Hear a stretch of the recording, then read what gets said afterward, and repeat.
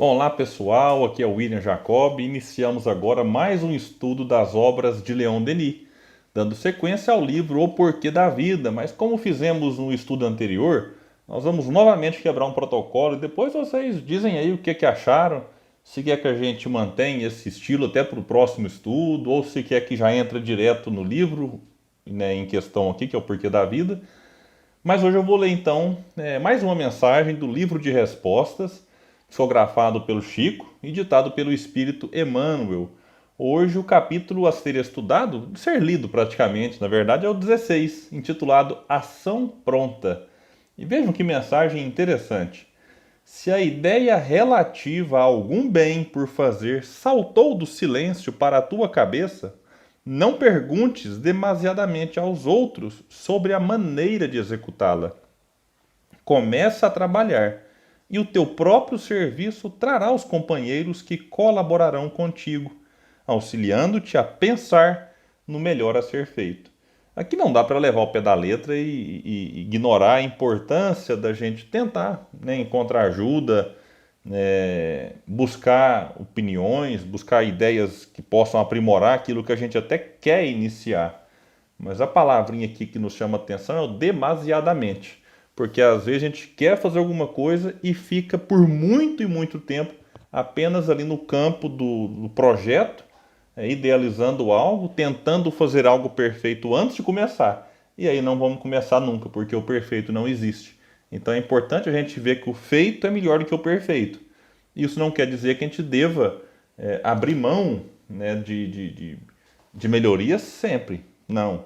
Mas a questão é, vamos fazer, vamos estar antenado às coisas aí, porque recursos, quando a gente faz com amor, recursos do alto vêm nos auxiliar e vêm trazer as pessoas certas para somar com os projetos no bem. Bom, iniciando então o estudo do livro O Porquê da Vida, dando sequência ao capítulo 8, né? Praticamente aqui o último capítulo, depois tem apenas o resumo e conclusão.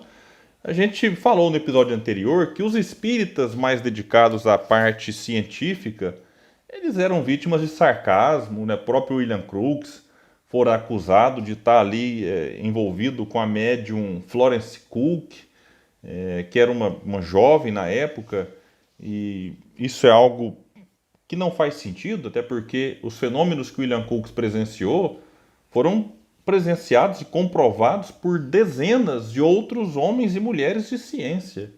Então não é apenas a opinião do William Crookes, químico e físico renomado na época, mas é todo um corpo científico que presenciou o fenômeno. Então, aconteceu isso, sim, mas Leon Denis vai registrar aqui agora como que a opinião da mídia, da imprensa da época, foi ficando diferente. Eu acho na medida em que eles percebiam, poxa, pessoas importantes estão aderindo ao espiritismo. Creio que isso começou a despertar um pouco o respeito também da imprensa, que aí parava de ver com aquele certo preconceito, ou seja, ter um conceito antes de conhecer de fato o que aquilo era. E aí Leon Denis diz então que a mídia, que a imprensa não se escarnecia mais, não se ridiculariza mais, e percebia que há nisso, né, há nos fenômenos, algo de grave.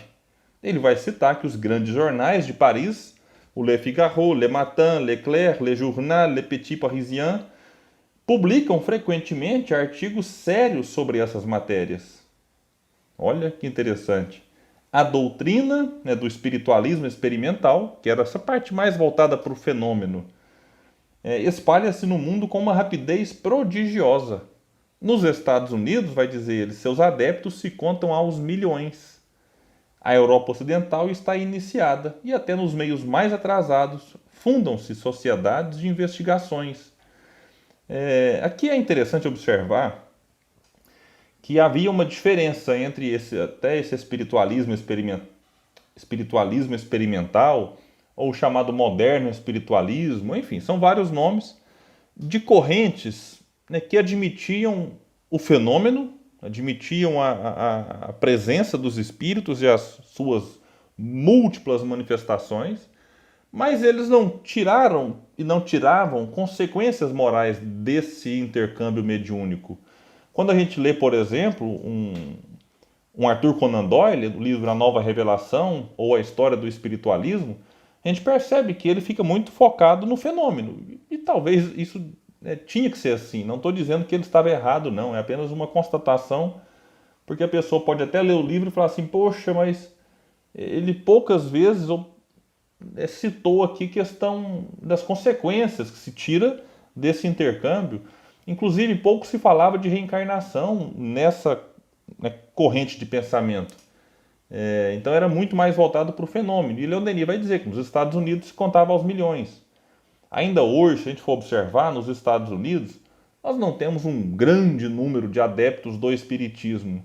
Mas nós temos lá ainda, assim, tem um pequeno vilarejo, não me falha a memória, chamado Lilydale, que é um vilarejo em que eles falam lá que muitas pessoas procuram esse local em busca de mensagens, em busca de alguma coisa, tentar ali esse intercâmbio, tentar... Ó, tô batendo aqui agora no Google, Lilydale é uma aldeia ligada ao movimento espírita, está no Wikipédia, localizada numa vila, e é chamada, né, tipo a Vila dos Médiuns, estou vendo aqui agora, depois vocês podem até pesquisar. Tem coisas interessantes, mas lá a gente percebe que muitos dos médiuns vivem da mediunidade. Então há uma diferença em relação à mediunidade vinculada ao movimento espírita e à mediunidade tida por muitos como profissional, como profissão. E a gente aprende no espiritismo que a mediunidade foi dada ao homem gratuitamente, ele deveria praticá-la gratuitamente. Mas então, se as pessoas não são de fato espíritas, elas podem conhecer Allan Kardec, elas podem ter conhecimento de alguma outra obra, mas nesse ponto a prática diverge daquilo que nós aprendemos no Espiritismo. E Denis vai dizer então que o concurso de indivíduos particularmente dotados é indispensável, veja essa palavra, para a obtenção dos fenômenos psíquicos. Os espíritos não podem agir sobre os corpos materiais e atingir nossos sentidos sem uma provisão de fluido verdadeiro que tomam emprestado desses indivíduos chamados médiuns. Então, indivíduos chamados médiuns.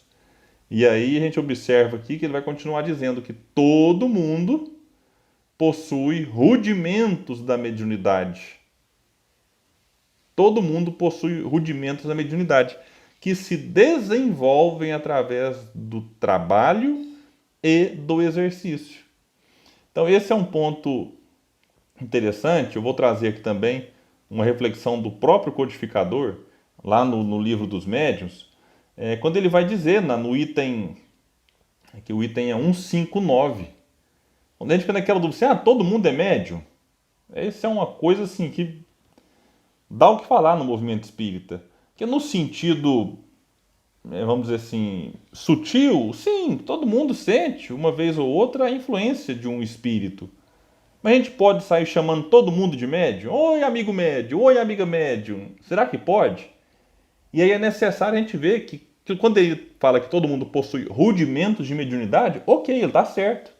Todo mundo, uma vez ou outra na vida, vai ter aquela sensação, estou sentindo um espírito. Às vezes tem essa percepção de que aconteceu algo, de que presenciou algo. Mas vamos lembrar como é que Kardec define ali essa questão no item 159 do Livro dos Médiuns. Quando ele vai dizer assim, todo aquele que sente, num grau qualquer, a influência dos espíritos é, por esse fato, médium. Então, beleza, mas não pode parar aqui. Essa faculdade é inerente ao homem, não constitui, portanto, um privilégio exclusivo. Então, eu sou privilegiado por sentir, num grau qualquer, a influência dos espíritos. Isso não é privilégio. Por isso mesmo, raras são as pessoas que dela não possuam alguns rudimentos. A mesma palavra que Denis usa, inclusive. Claro, Denis estudava, isso que não é coincidência, que Denis estudava Allan Kardec. Pode, pois, dizer-se que todos são mais ou menos médium. Mais ou menos. Ah, William, tá vendo? Então eu posso chamar um amigo ali de amigo médium. Bom, não é bem assim. Kardec continua no item 159. Todavia, e quando Kardec coloca um todavia, porém, contudo, portanto, fiquem atentos, mas, todavia, usualmente, assim só se qualificam aqueles em quem a faculdade mediúnica se mostra bem caracterizada e se traduz por efeitos patentes de certa intensidade, o que então depende de uma organização mais ou menos sensitiva. É de notar-se, além disso, que essa faculdade não se revela da mesma maneira em todos. Então, olha que interessante. Então, a gente só vai falar: olha, o fulano é médium. Que a gente tem hora que é quase crucificado. Fala: não, peraí, todos somos médios. Tudo bem, todos temos rudimentos de mediunidade. Mas a gente só vai classificar, vou usar essa palavra aqui, alguém como médium, quando essa faculdade, palavras de Kardec, se mostrar bem caracterizada e se traduzir por efeitos patentes de certa intensidade. Então esse é um ponto importante para a gente ver. E Landini fala aqui, como é que eu vou desenvolver isso? Né? Em quem ela não apresenta bem caracterizada, pode ser que com o exercício ela desenvolva. Sim, Kardec inclusive ensina isso no Livro dos Médiuns. Agora há outros que não, e Kardec fala disso. Olha, se você tentou depois de um certo período e não apareceu sinais de uma mediunidade com uma certa intensidade, vamos procurar outra coisa para fazer, porque é sinal de que você não é médium. Kardec fala disso. É que nos falta tempo aqui para explorar isso melhor. Mas esse é um ponto importante. Agora, é claro, aquele que manifesta ali uma certa aptidão, com o exercício e o trabalho, ele vai desenvolvendo a faculdade. Ah, então quer dizer que eu preciso chegar no centro espírita e já ir direto para a reunião mediúnica? Não. O mais importante, antes de a gente exercer a faculdade mediúnica, é conhecer o espiritismo, procurar se disciplinar, porque o médium que não é disciplinado é porque falta instrução, falta orientação, falta conhecimento. Claro, falta uma prática? Falta, mas a teoria é extremamente importante. Porque ele vai perceber que, opa, eu não posso me entregar por inteiro aos espíritos, para os espíritos saírem quebrando o móvel, batendo nos outros, não. Então, o estudo da mediunidade, só que para estudar mediunidade eu tenho que estudar as bases doutrinárias. Existe espírito ou não existe espírito? Então, são questões aparentemente não importantes, mas que quem já participou de uma mediúnica sabe. Como que um médium que não tem conhecimento é difícil para que ele tenha também disciplina. E um médium indisciplinado, numa reunião mediúnica, ele pode afetar todo o ambiente. Claro que o nosso foco nesse estudo não é aprofundar em mediunidade, a gente pode até, depois de algum tempo, aí, estudar uma obra específica sobre isso, mas por hoje a gente deixa essas questões mais básicas dizendo, né, que se você sente alguma coisa, não se preocupe em desenvolver mediunidade. Se preocupe em conhecer o Espiritismo. Se preocupe em entender como se dá esse intercâmbio, para que aí nisso a gente pode falar dos passos, da água fluidificada, de formas que você não precisa trabalhar mediunicamente para estar com a mediunidade equilibrada. Os espíritos saberão que você não tem condições disso, desde que demonstre interesse em entender, em conhecer. Então, depois de todo o entendimento, conhecimento, aí sim a gente pode vincular uma prática que vai sendo ampliada com o passar do tempo. Quanto tempo é necessário de estudo, William? Depende, não existe matemática para isso. Há pessoas e médios que com 6 meses de estudo estão prontos para trabalhar numa reunião mediúnica. Há outros que depois de 6 anos que não estão prontos para trabalhar mediunicamente. Então não existe regra, não existe matemática. Claro que algumas casas estabelecem ali algumas normas, mas a gente deixa a cargo de cada casa estabelecer. Mas não existe um prazo fixo. Olha, estude 1 ano que você será um ótimo médium. Nisso eu pessoalmente não acredito.